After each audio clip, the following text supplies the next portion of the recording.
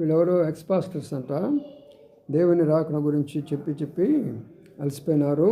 ఇంకా దేవుడు రాకడ రాదు, యేసుప్రభు రాకడ రాదు, కాబట్టి మీరు వాళ్ళ మాట నమ్మొద్దు.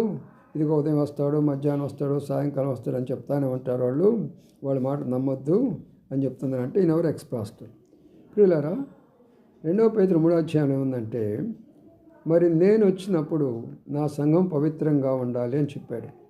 ఈనాడు క్రైస్తవ లోకం అంతా కూడా అపరిశుద్ధమైపోయినది. తప్పుడు బోధలు, భిన్నమైన బోధలు అవన్నీ కూడా ఉన్నాయి. ఏ సంఘం కొరకైతే రావాలో అది సిద్ధపడి లేదు, మొదటి పాయింట్.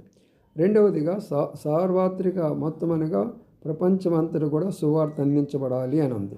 ఇంతవరకు అన్ని స్థలాల్లో సువార్త అందబడలేం. మూడవది, అందరూ మారుమనసు పొందాలా, ఎవరు నశించడం నాకు ఇష్టం లేదు అని చెప్పాడు. కాబట్టి అందరూ మారుమనసు పొందాలని ఆయన రాకడ ఆయన చెప్తూ ఉంటే వీడికి అర్థం కాకుండా ఆయన రాడు అయిపోతుంది అని చెప్తున్నారు. ఆ మాటలు దయచేసి నమ్మొద్దు.